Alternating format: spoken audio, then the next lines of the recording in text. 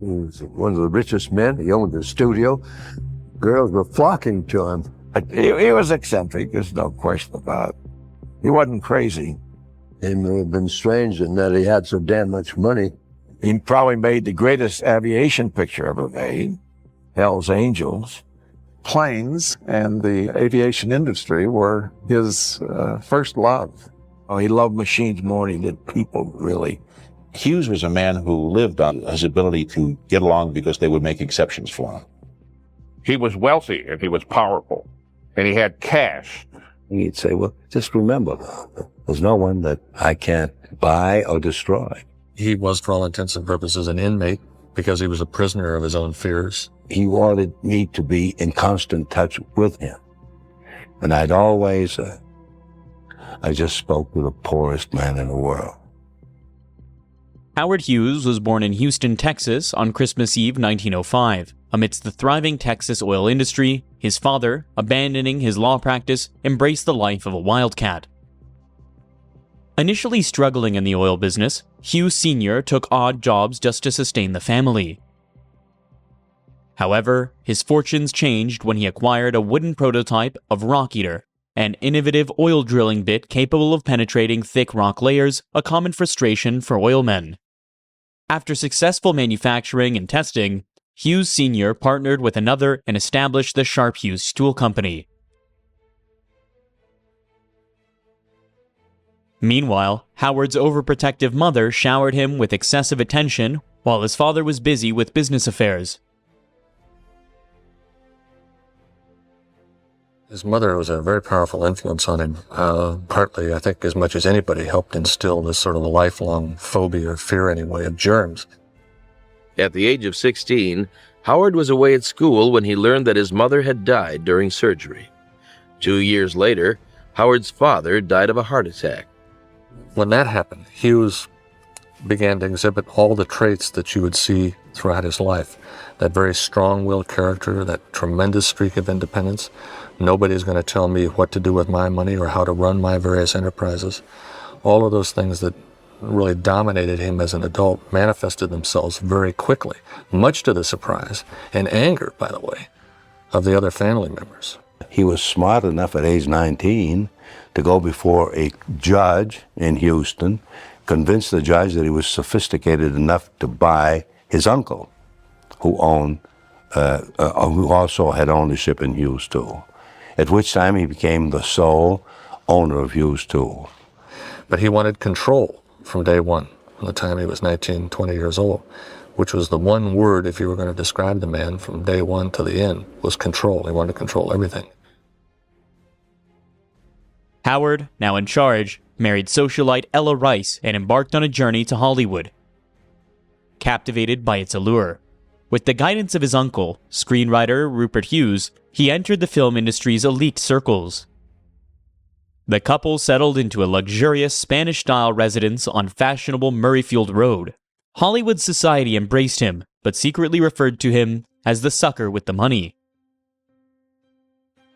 Hughes delved deeper into the intricacies of making movies, devoting months to film sets to absorb technical knowledge.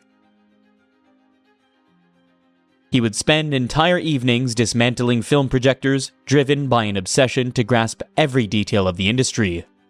Adopting a lifelong habit, Hughes abandoned wearing a watch, blurring the boundaries between day and night. During his waking hours, which knew no bounds, he toiled relentlessly for up to 40 hours without rest, pausing only for occasional sustenance like a can of beans or an avocado and bacon sandwich. Once acquainted with the chaotic sets, the volatile temperament of actors and directors, and the general disorder of filmmaking, Hughes resolved to take an active role. His initial project, Swell Hogan, proved to be a costly misstep, draining $60,000 from his fortune. Despite pleas from his family and associates to abandon the film industry and preserve his wealth, Hughes remained undeterred. He promptly invested in the careers of actors and productions. The critics loved it, and profits from the film all that made up for his previous loss. At the age of 21, Hughes was a producer with a confirmed hit.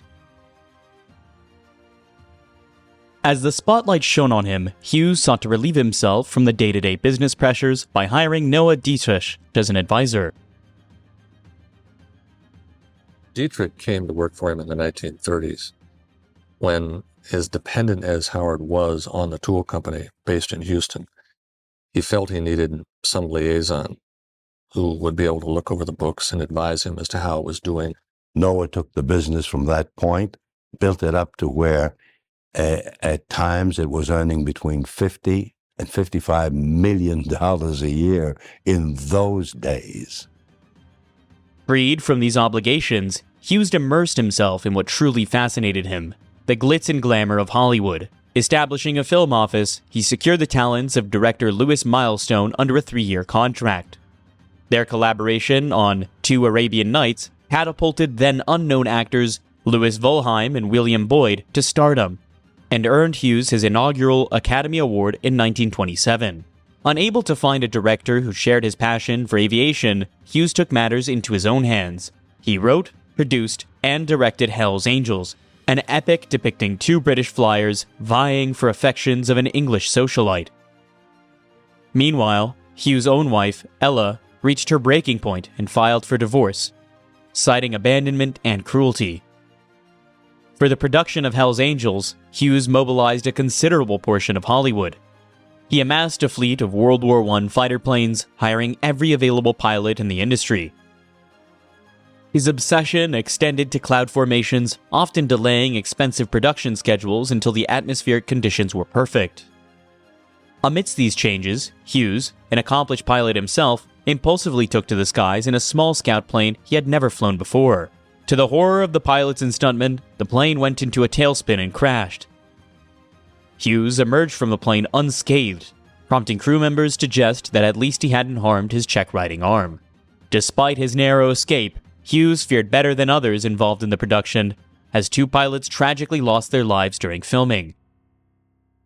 By the time Hughes completed Hell's Angels, the public's fascination had shifted toward talkie pictures, leaving him disheartened. He envisioned his film as the pinnacle of cinematic epics, but realized its potential was limited without a synchronized soundtrack. Ignoring the advice of business advisors, Hughes commissioned a new script and embarked on reshooting dialogue scenes. Greta Nielsen, with her thick Norwegian accent, lost her role, replaced by Harleen Carpenter, a bit player in Laurel and Hardy comedies, who Hughes transformed into Jean Harlow, the iconic platinum blonde bombshell. Would you be shocked if I put on something more comfortable? After a staggering investment of $4 million, Hell's Angels premiered in grand fashion at Grauman's Chinese Theater. You are looking at Hollywood Boulevard, illuminated for miles in honor of the opening of Hell's Angels. For the first time in history, Vine Street and Hollywood Boulevard have been made into one-way streets for 2 miles through the heart of Hollywood, to facilitate the handling of the traffic, bringing the throngs to this elaborate opening. While the film shattered box office records, Hughes privately acknowledged that undertaking such a colossal project solo was one of his greatest misjudgments. But that didn't stop him from trying to cash in on the success of Hell's Angels. He released 2 quickly produced aviation pictures, Cock of the Air and Sky Devils. Both were complete failures. Another disappointment followed with Age for Love, nearing Hughes' tumultuous relationship with its leading lady, Billy Dove. Howard was very much in love with Billy Dove, who, in silent pictures, was the most beautiful woman on the screen. But they had a falling out, and I never forgot.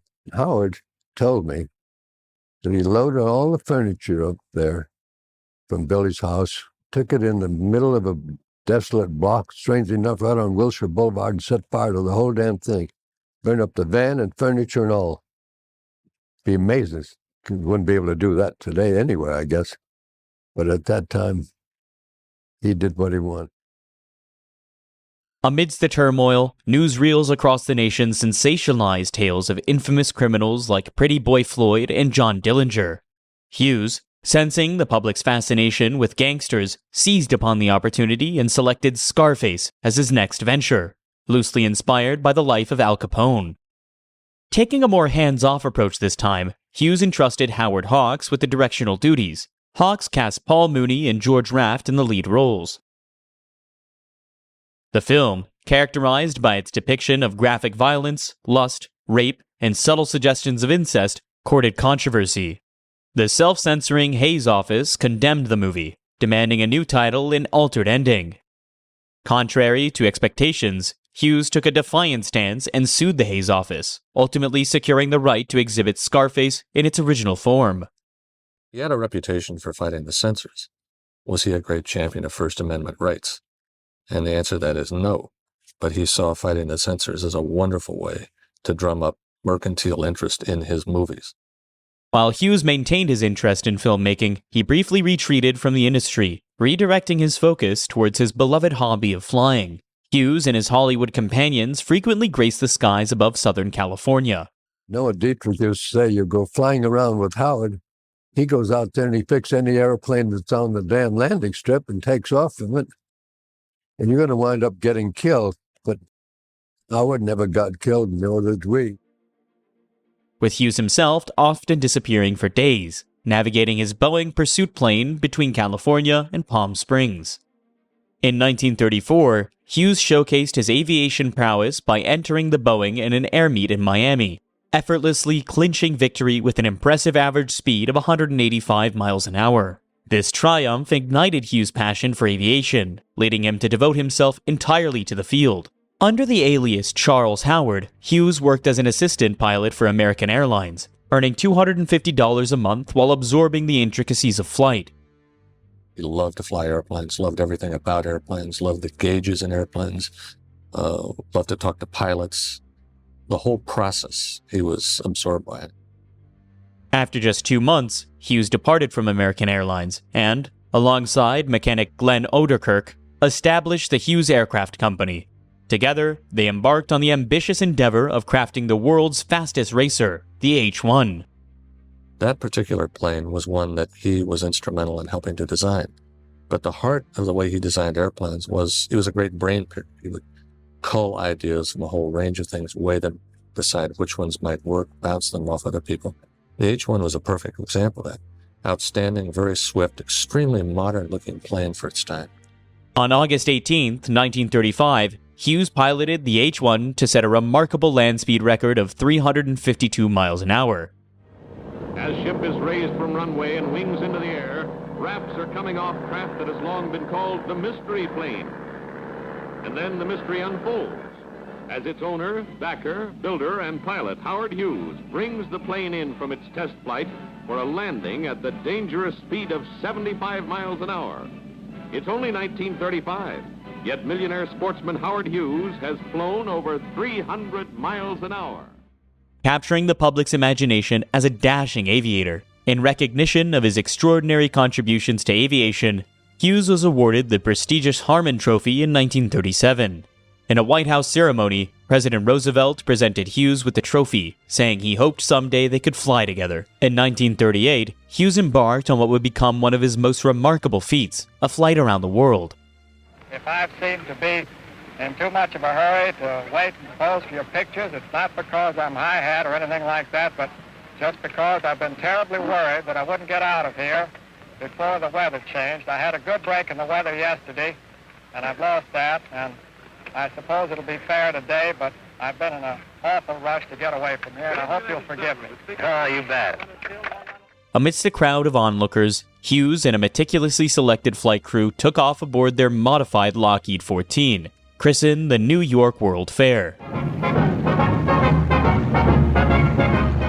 As a gesture of good fortune, Hughes dipped the wings over the home of his then-girlfriend, Katharine Hepburn, before embarking on a journey that would etch his name into aviation history. Every conceivable kind of electronic gadget imaginable they packed onto that plane. The difference between that plane in 1938 and Lindbergh's Spirit of St. Louis across the water just slightly more than 10 years before that is like night and day. I mean, the Lockheed that they flew around the world in was a very sophisticated airplane for its time that showed that interest of his in technology and was a great contribution towards seeing the kinds of long distances that planes could tackle. The flight commenced with a record-breaking landing from New York to Paris in a mere 16 hours and 38 minutes, with Hughes at the helm. I certainly hope that the fine friendship which now exists between America and France will continue and be an example to the other countries of the world. With Hughes piloting, the flight path traversed from Paris to Moscow, down to Serbia, captivating the world's attention as they awaited updates on the crew's progress. However, amidst the acclaim, not all news was favorable. Departing Serbia, Hughes narrowly averted a disaster by narrowly missing a collision with a mountain range, misidentified on the U.S. survey map. Upon his return to New York, Hughes was hailed as a hero, having circumnavigated the globe in an astonishing 3 days, 19 hours, and 7 minutes.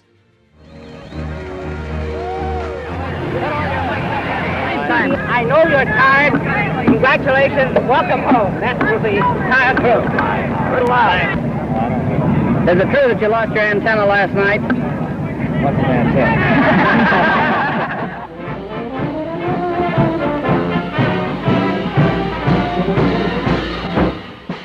Despite his reserved nature, Hughes endured 3 days of ticker tape parades and receptions across New York, Chicago, Washington, and Houston.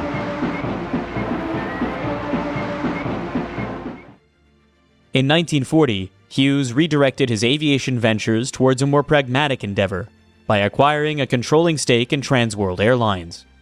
His influence extended to conceptualizing the original design for the Lockheed Constellation. He called us up one day and he said, I want to take a group to New York. It's the inaugural of the new plane that we've just done. It was named after my wife, Connie Moore. It was called the Constellation. So he said, will you put the group together at your house, then meet me at the Burbank Airport, and we're going to do it as a midnight flight. So I said, sure. Who do you want? I said, get every star in the business. But we had Paulette Goddard, and we had Lana Turner, Merrill Oberon, Cary Grant. Every star you could think of was in that thing. I never forgot that when I called Paulette Goddard, she said, tell Howard I'll do the trip, but I want 2 round-trip tickets to Rome. And I called Howard and I said, if you want Goddard, you got to give her 2 tickets to Rome. She says, oh, that bitch, give it to her. So she had 2 tickets to Rome. At any rate, as we got off plane in New York, and there was a blizzard, it was a blowing 60-mile-an-hour tailwind, so we flew there in a little over 5 hours, which was fantastic for a prop ship at that time.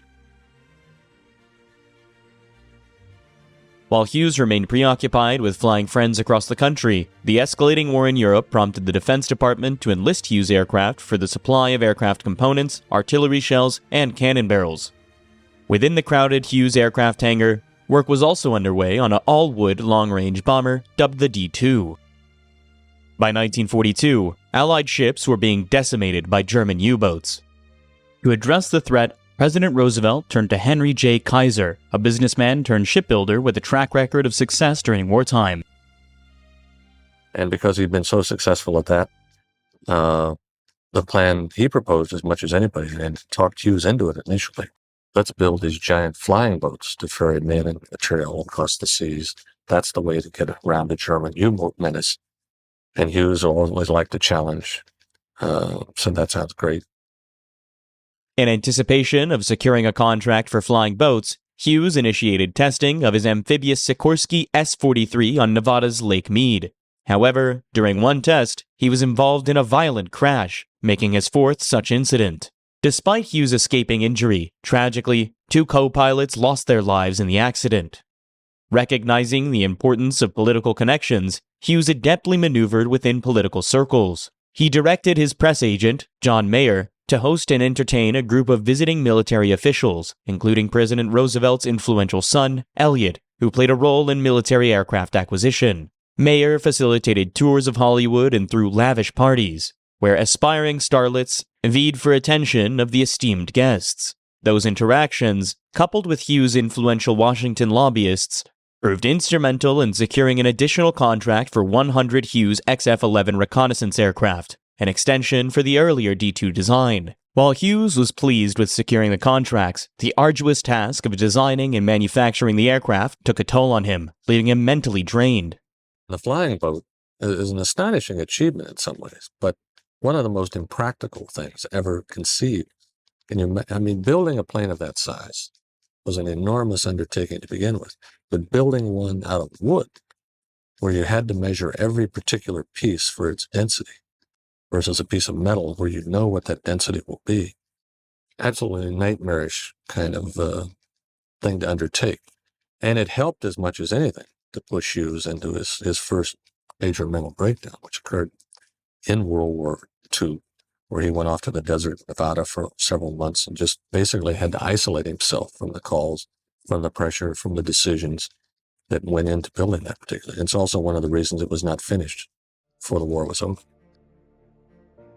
Although World War II had ended, Hughes continued production on the flying boat and personally financed the completion of his XF-11. Many of Hughes' Hollywood friends looked on as he piloted the prototype XF-11. As in the past, Hughes insisted on personally testing his aircraft. The flight ended in tragedy as his plane lost a propeller and careened towards a residential section of Beverly Hills. He could have saved himself. All he had to do was parachute out. But something went wrong with the plane, and he kind of fought with the plane trying to find out what was wrong with it. And then boom, all of a sudden it hit. We were going to visit Dennis O'Keefe, who lived on the street about 2 blocks away from the country club. And as we got to Dennis's house, he said, "Christ, Howard's plane just took the top of our roof off the house and landed up in the country club, crashed." And I couldn't believe it. I drove over there, but Howard had been taken away already. He was really banged up. Hughes was swiftly rushed to a Beverly Hills emergency room, where doctors delivered a grim diagnosis. He was in shock, suffering from severe burns, broken bones, and extensive internal injuries, including a crushed torso that displaced his heart to one side of his chest cavity. It's not entirely clear exactly how it affected him physically from then on out, but it has always been assumed that some of his attachment to codeine, which turned out to be a lifelong addiction, stemmed from that time. Despite the severity of his injuries, Hughes miraculously survived and displayed promising signs of recovery during his hospitalization. While he was in the hospital and he began to feel better, they didn't have automatic beds. And Howard designed the automatic bed in the hospital where you can raise the feet or the head or the middle of it. Whatever the hell you want to do, the controls are at the beds, and all the hospitals have those beds now, and Howard designed that bed. Exactly 1 year after the harrowing crash, fully recuperated, Hughes bravely took to the skies again in the rebuilt XF-11.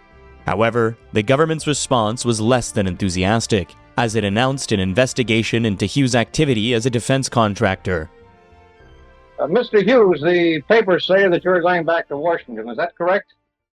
Yes, I'm going there to testify before Senator Brewster's War Investigating Committee.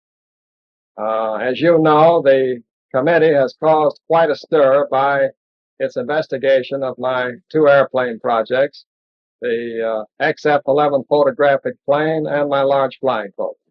$40 million has been paid by the government to the Hughes Aviation Company, and nothing has been thus far received. What became of the $40 million is what we want to know. So I ask you this question again, Senator Brewster. During my last trip to Washington, and while we were having lunch in your suite at the Mayflower Hotel, did you or did you not offer to call off this entire investigation if I would agree to merge TWA Trans World Airline with your friend Juan Tripp's Pan American Airways?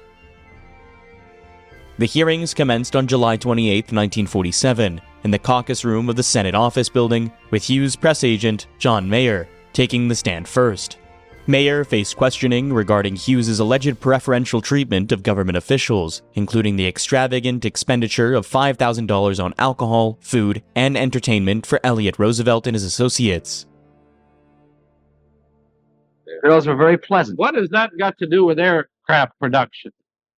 They just went along. Every company in the business did it. We're no different.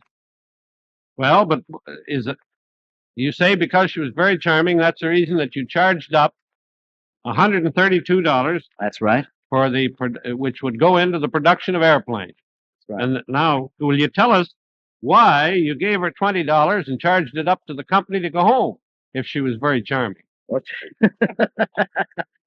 You taught me. Listen. Very good. Point one. Hughes himself was the final witness to testify, displaying evident disdain for his accusers throughout the proceedings. Now, will you give me the questions in advance that you want to ask me while I am here? Or will you give them to any third neutral party? Is it not true that you are going to propound the questions for me as I testify and based upon what I testify as I go along? Are you willing to set aside the questions in advance which you will ask me? Mr. Hughes.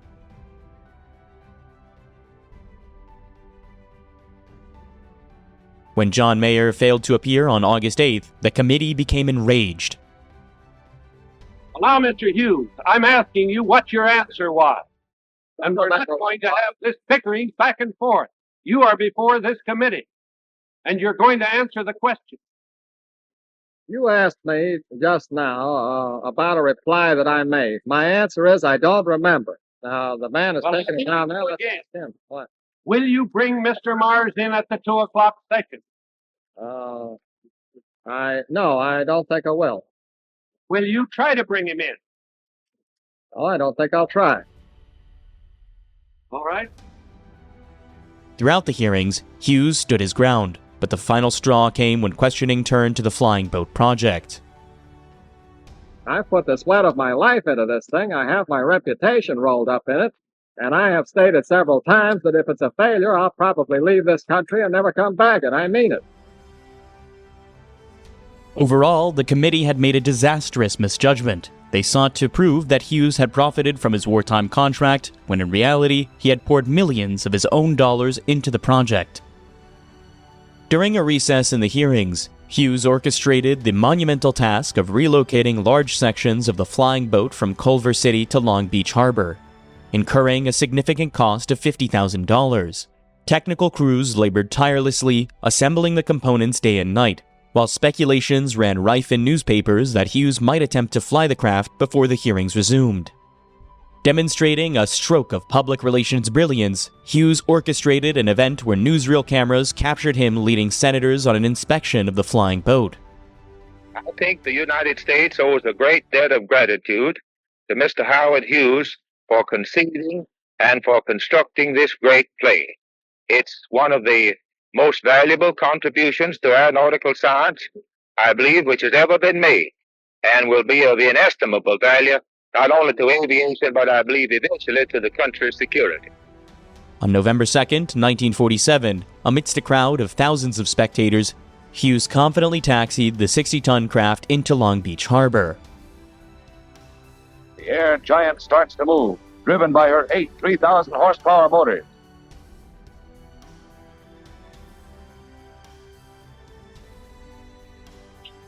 And now for Mr. Hughes' surprise. As the enormous craft approaches her 95-mile-an-hour takeoff speed, the pilot lifts her out of the step and holds her there as she races through the choppy sea.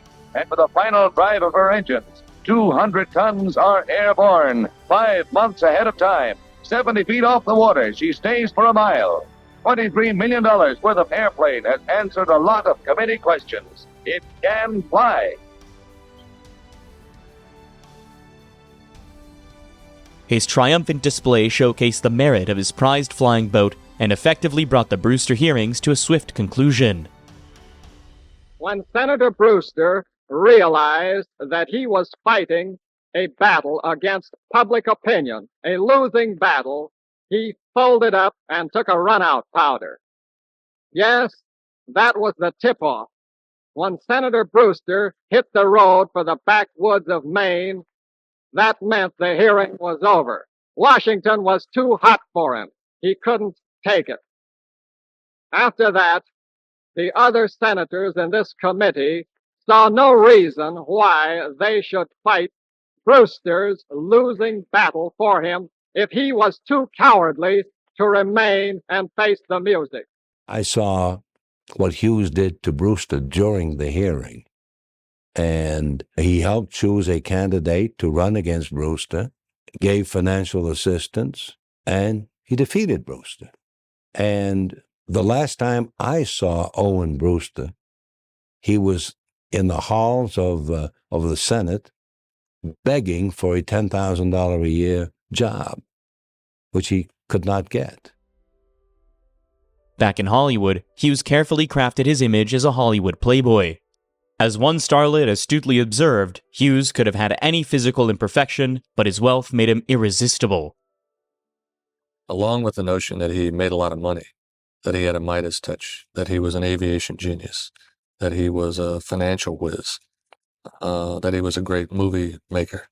He also liked to add to that list of superlatives the fact he was a great ladies' man. Hollywood gossip columns frequently featured Hughes, linking him romantically to numerous glamorous starlets. He's a bachelor, very much available, and he courted every girl in the whole damn town.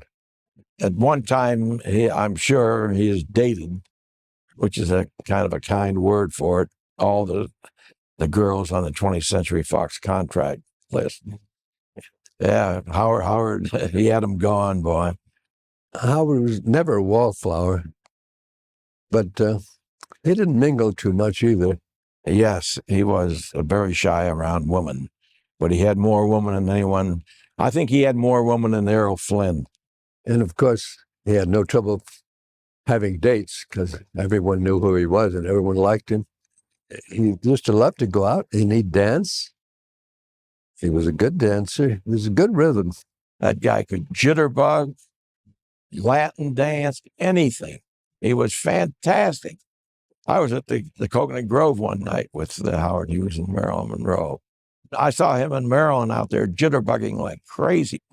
Marilyn and I were drinking Dom Perignon, and Howard was drinking Poland water. What he did do with a lot of the girls, including Ginger Rogers, he'd have a whole tray of jewelry, and I mean jewelry, beautiful necklaces and brooches and rings. And unless Ginger turned him down, she wouldn't have any part of it because she was his girl for a while. And Katherine Grayson took it.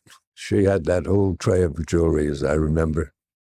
In fact, he offered Elizabeth Taylor $1 million tax-free if she would marry him. But Elizabeth, who was very young at the time, I think she's still in her teens, she turned him down. Very unromantic proposal. Unfortunately, the one trait in Howard that I never liked, and I liked this man very much, but he always told every girl he ever went with that he was going to marry her. Why the hell he said that, I don't know. He was going with Lana Turner, and Lana was madly in love with him. And she thought sure she was going to marry him. And she went and had all the towels and bed linens monogrammed H.H. When Howard found out about it, he says, "Why don't you marry Huntington Hartford?" He was very much in love with Lynda Darnell, and she was gorgeous. But she told me they don't call it Hughes Tool Company for nothing. Howard Hughes again turned a hobby into an industry when he purchased RKO Studios in May of 1948. If he wanted to spend $22 million to buy RKO, whether RKO was a success or not didn't make much difference because the following year, Hughes Tool would spit out another 50 or 55 million. That was the company that year in and year out churned out the profits and made it possible for him to invest in all of these other things. Even though he bought the studio and put some good people in there running it, he never saw the studio. There used to be a legend that Howard Hughes went in the studio one night at midnight and said, "Paint it." Howard told me that wasn't true. He said, the closest he ever got to RKO Studio, he drove down Gower Street, and he turned to the Nate and says, that studio needs a paint job. And the thing was painted the next day. He used to office in a little one-room office at Golden Studio. He'd have a desk and 2 wooden chairs. But he was just exactly across the aisle from a projection room. And there he would sit every night and see the rushes that were done all day long of all the various pictures at RKO. And he would sit there and pick out the scenes that he wanted put in or scenes he wanted cut. The painting that I did, he just enjoyed very, very much. I think only once did he say to me, would you lower the décolletage a little bit, about a ½ inch here, and move it down to about a ¼ inch here, but never made any other comment than that. One evening, he spent a half hour on the couch with me in Beverly Hills just discussing the thickness of a shirt. Now, obviously, the thickness of the shirt had to do with a garment that was, in this particular case, on Jane Russell. And he wanted me to understand very clearly how the thickness of the shirt would appear as it was against human flesh. But he was painstaking to make certain that I understood not the thickness of a pocket, not the thick. He would repeat it over and over again, and then would always ask, "You understand what I mean?" I would say, "Yes, Mr. Hughes, I do." And then he would go over it again, and when you left, it was impressed in your mind exactly what he had in mind to do. Although Howard Hughes was now a powerful studio owner, he certainly didn't play the part. He phoned me actually at the office possibly once during the years we were together. He liked to phone people about 3 o'clock in the morning. The reason for that is this. Mr. Hughes believed in something called natural sleep. And what did that mean? That meant that one kept awake until one grew tired. When one grew tired, one went to sleep. This could be 36 hours. It could be 3. It could be on the floor of his office. It could be in his bed. It didn't matter terribly. He liked the nights because it was very quiet. There was another reason for his liking the nights. He was growing hard of hearing, and the nights obviously a little more quiet than the daylight. He used to call me about 3, sometimes 4 in the morning, and the conversation usually began very politely as follows. "Sorry to disturb you, Bill." And I say, "I'm sorry also, Howard," my voice being thick with sleep. And he'd say, "You sure you're all right? It doesn't bother you?" And I said, thinking my contract, "Not a bit, not a bit." And then he would tell me a particular project that we would discuss, often on the phone for 20, 30 minutes. Always polite, always well-mannered, and always ended again with an apology for disturbing me. Howard, when he'd work maybe 48 to 60 hours at a time, and then conk out. He'd sometimes sleep in his car. He had the cheapest car you could buy. When I used to ride around with him, he had a Chevy, a stick shift, no radio. And I was driving with him once, and I says, "Howard, with all your money, why in the hell don't you get a Rolls Royce?" And he says, "Who do I have to impress?" And he never had a dime in his pocket, never had any money. He'd always borrow money. He never had any money on him. He never thought about money. It just came in, you know. I guess that Hughes Tool Company must have just given him millions to play with. In the mid-1950s, Las Vegas, Nevada became Howard Hughes's favorite playground. He frequented floor shows and enjoyed the company of glamorous showgirls, albeit only after securing signed contracts of silence. He moved to Las Vegas long before he bought hotels there, because he'd work 48 hours at a time, and then he'd go out and walk around the town. No one recognized him. And he liked it. You know, Las Vegas is a great place to be anonymous. It was in Las Vegas that Hughes purchased one of the few houses he ever owned, affectionately named the Greenhouse. He lived here in the 50s, the very early 50s. And of course, it was about that time that he started to turn into this tremendous recluse. And he never returned here after he left here in 1955, I believe he left. At the time that he left it, there is a large area that had monstrous, actually hotel size, air conditioners, humidifiers, because like I say, he did have this horrible fear of germs. So the house was just literally a time capsule Clothes were still in the closets, linens, beds were still made, just like he was planning to come back. This room that we're in right now, and is now the dining room, was actually his living room, and it was very sparsely furnished, and I would say in a, I call it early motel or desperate American. It was very utilitarian, nothing pretty about it. This room was his viewing room. He watched movies constantly. He slept mostly during the day, and you'll notice on the windows the heavy, heavy screening. There were a massive amount of phones when we originally came in here, approximately 50. All of them, of course, had hearing aids, boosters on them, because he was very hard of hearing. This secluded retreat featured a small office area equipped with a memo recorder and an Edison voice writer, providing Hughes with a link to his business empire. Meanwhile, RKO Studios, under Hughes' control, experienced a significant decline, accruing losses exceeding $8 million in its initial years. Hughes, known for his staunch anti-communist stance, initiated mass layoffs at RKO, suspecting many employees of communist sympathies, including studio head Dory Sherry. I got a call from Howard one night, and Howard said, "I've got to get rid of Dory Sherry. He's a communistic bastard, and I want him the hell out of the studio." His anti-communist fervor was so intense that he even delivered a rare speech denouncing communism at the Hollywood American Legion Post. At his tenure at RKO, Hughes adopted the unusual practice of enticing hundreds of aspiring starlets to Hollywood with promises of fame and fortune. That's another thing I didn't like about him. If you'd see a picture of a beautiful girl who would want to Miss America or something, he'd bring her here, do a test with her in the studio, stash her in a bungalow, and she could stay there for 10 years and the bungalows were paid for. Sometimes he'd have 20 of them on his list, set them up in apartments and give them cars to drive. But she might never ever go back to the studio again. If they did have something, he'd give them a chance, but most of the girls were not very artistically inclined. I guess they were just beautiful girls. They'd wait by the phone for Howard to call, and he might call once a month, After all, if he'd hear that somebody had, for instance, Terry Moore was let go at Columbia, and Howard said, "Let's bring Terry Moore in." So I signed her up at the studio.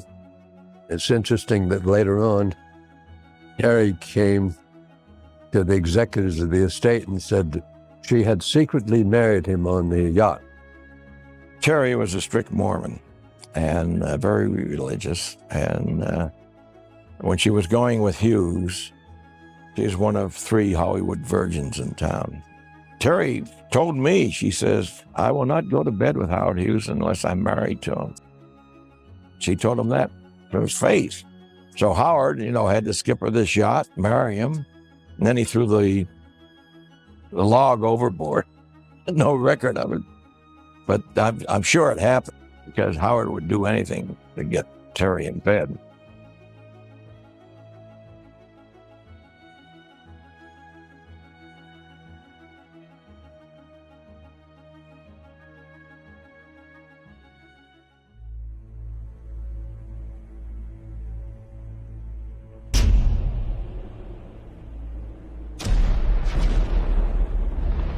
As Britain and the Allies struggled for survival in a fierce battle with the Nazis, American industrial might was mobilized to supply them with the weapons and machines to beat back the German onslaught. Millionaire Howard Hughes was anxious to participate in the war effort to do his part to defeat Hitler. His intentions were not completely altruistic. A military contract would also have been extremely profitable. Hughes built the prototype D-2, a speedy wooden fighter/bomber entirely with his own money and in secret. He hoped to amaze the U.S. Army Air Force with it, but the plane was flatly rejected. Fortunately for Hughes, he had friends in high places. When President Roosevelt declared war on December 8, 1941, he had not only to consider the fate of the free world and the lives of millions of American soldiers, he also had to weigh the risks to his own sons. Elliott Roosevelt was a member of the U.S. Army Air Force. He had received his captain's commission on his 30th birthday in 1940. At the time, Roosevelt was battling for a third term in office, and there were cries of nepotism. But General Henry Hap Arnold, chief of the Air Corps, silenced those rumors. Elliott Roosevelt's poor eyesight left him classified as 4F, or unfit to fly, but he still managed to carve out a respectable career, participating in 89 combat missions. Reconnaissance was his specialty, and he was considered the leading expert in recon in the European theater, and a pioneer in aerial night photography. While commanding the 3rd Reconnaissance Group in Operation Torch, the invasion of North Africa, Roosevelt had a chance to fly on board a speedy de Havilland Mosquito. He was so impressed with de Havilland's wooden wonder, he became a passionate advocate of British aircraft and believed American-made B-17s and P-38s were sitting ducks against the German defenses. His enthusiasm may have blinded him when a sly Howard Hughes presented him with a prototype for his own wooden aircraft, the D-2. The D-2 was a twin-boom fighter just like the Vultee Swoosh Goose, designed by Hughes' former employee Richard Palmer. Palmer left Hughes for Vultee because he was tired of the company's lack of focus. The D-2 also had a remarkable resemblance to the P-38 Lightning. They were so similar, Hughes did not believe it was a coincidence, and he testified to the Senate that Lockheed had stolen his design. Though the D-2 had been rejected by the U.S. Army Air Force, when Colonel Elliott Roosevelt came to town looking for a new reconnaissance plane, Hughes dazzled him Hollywood-style to salvage a contract. The P-38 Lightning had been the workhorse reconnaissance plane for the U.S. Army Air Force, but by 1943, they were looking for an upgrade. Colonel Roosevelt, an expert in recon, was asked to explore what aircraft were in the works that might take over for the P-38. Hughes spared no expense when Roosevelt came to see his plant in Culver City, California. A line of limousines greeted the president's son and his staff at the airport, and they were taken on the trip of their lives.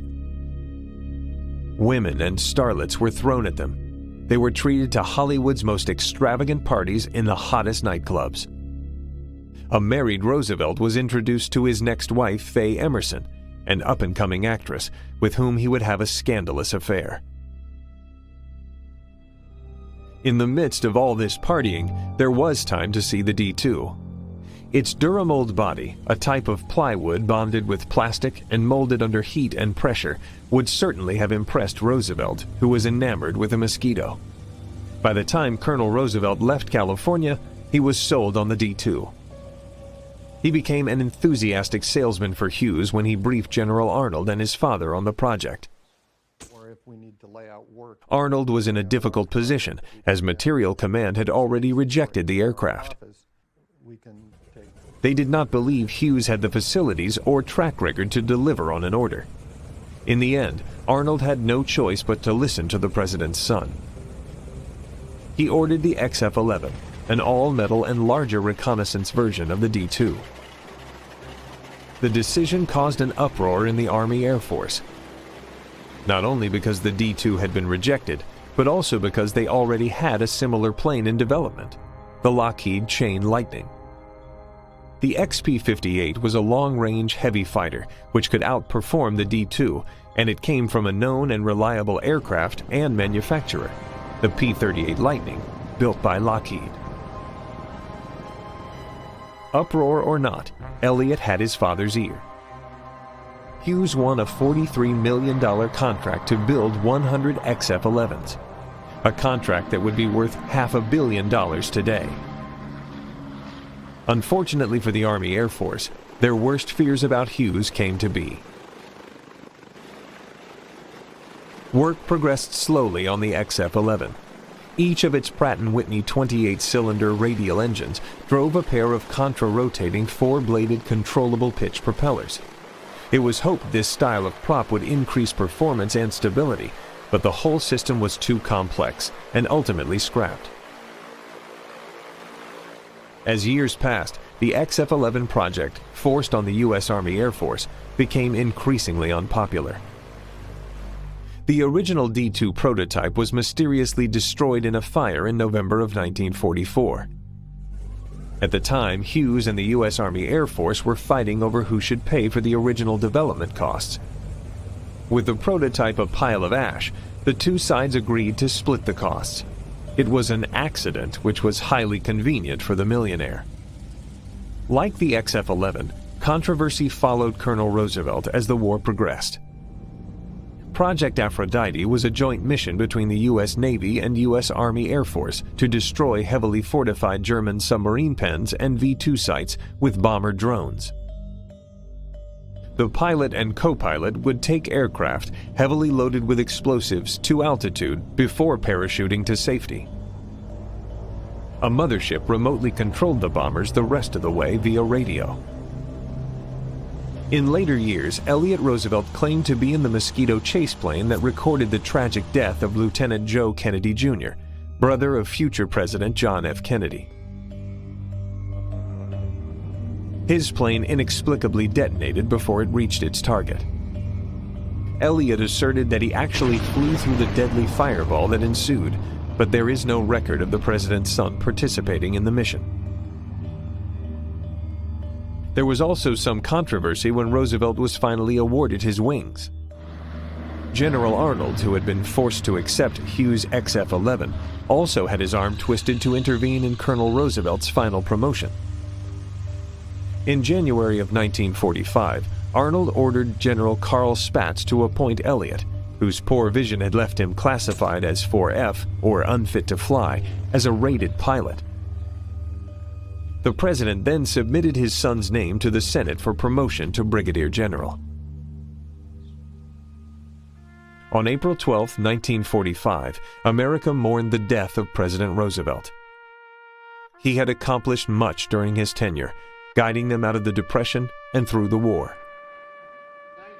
As tragic as his passing was, it did untie the hands of General Arnold. He was finally able to put millionaire Howard Hughes in his place. The XF-11 order was canceled a month after the president's death on May 11, 1945, though Hughes was allowed to continue to work on the prototypes. By the time the war ended, Hughes still had little to show for all the money spent on the XF-11. It would be another year before a prototype would fly, and the first flight ended in a crash that nearly killed him.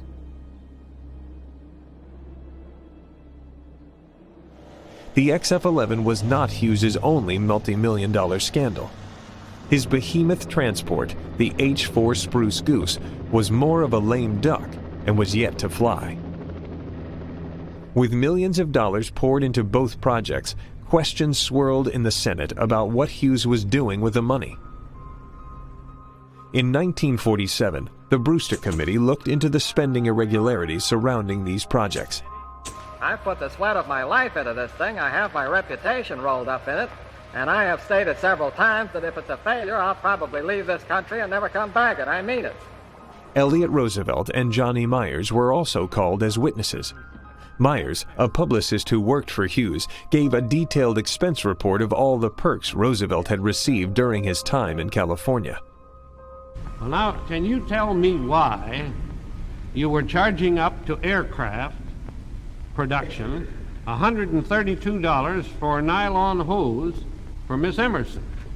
Because she'd been very charming. Just like the presidents up higher. The girls were very pleasant. What has that got to do with aircraft production? They just went along. Every company in the business did it. We're no different. I see. Well, but is it, you say because she was very charming, that's the reason that you charged up $132. That's right. For the which would go into the production of airplanes. That's right. And now, will you tell us why you gave her $20 and charged it up to the company to go home if she was very charming? What? You taught me. Myers had even paid for Roosevelt's wedding to Faye Emerson. In his defense, Roosevelt claimed that he first heard about the XF-11 after the Culver City visit in a briefing from Arnold. And there are efforts to find out whether there was any connection that I might have had with the chief executive, which might have had an effect on any war contracts. And I'm here to give you the complete facts. It is undoubtedly true that he bought some tickets from New York to Washington. But I still want you to put the question to him, was he completely positive that one of those tickets was for Elliott Roosevelt? Well, I'll put it right to him now. Mr. Mars, what do you say? Look at that sheet. You told us about them being lost and buying the fares back. Now, what do you say about it? Just what it says here. It says Colonel Elliott Roosevelt Party. Yeah. So I didn't testify that he was one of them. He could have been one of the other fellows. Did I say that under the word Elliott Roosevelt Party? What? During a break in hearings, Hughes decided to give the Senate all the evidence they needed that the Spruce Goose was fit to fly. While taxi testing the aircraft, he took the H-4 on its first and only flight. In daredevil fashion, Hughes proved to the cameras and reporters that the millions of American tax dollars had not been squandered or misappropriated. The millionaire used his Hollywood dazzle to save his own skin.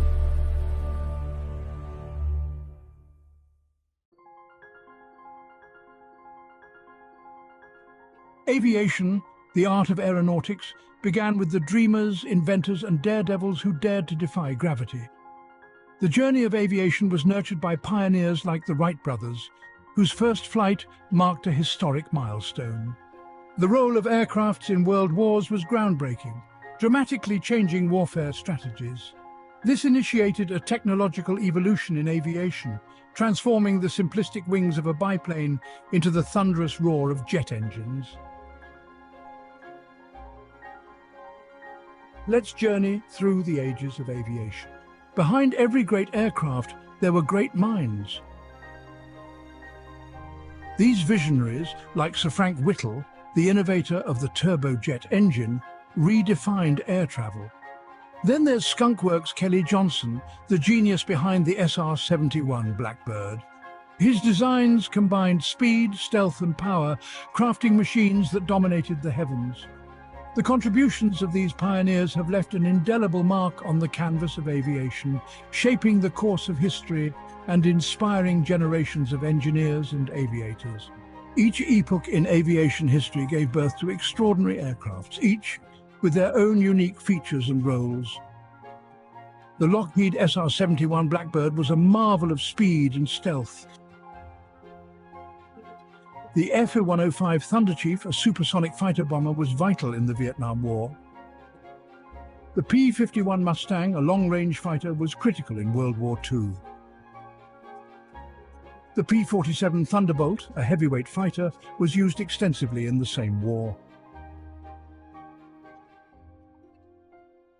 The A-10 Thunderbolt II, the Warthog, is a close air support icon. The Messerschmitt Me-262 marked a leap forward in aviation technology. Each of these game changers were instrumental in their eras, and their legacies still resonate today. Beyond the game changers, there are those that have transcended their practical roles to become icons. The Concorde was not just an aircraft, it was a supersonic symbol of luxury and speed. The B-52 Stratofortress, a strategic bomber, is an icon of power and resilience. These magnificent machines and others like them have become much more than just aircrafts. They are enduring icons that encapsulate the audacious spirit, the relentless innovation, and the boundless ambition that define the world of aviation.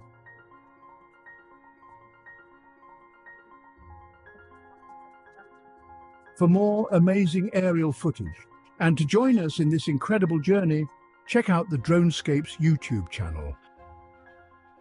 If you enjoyed this video, please remember to like and subscribe. And as always, thank you for watching.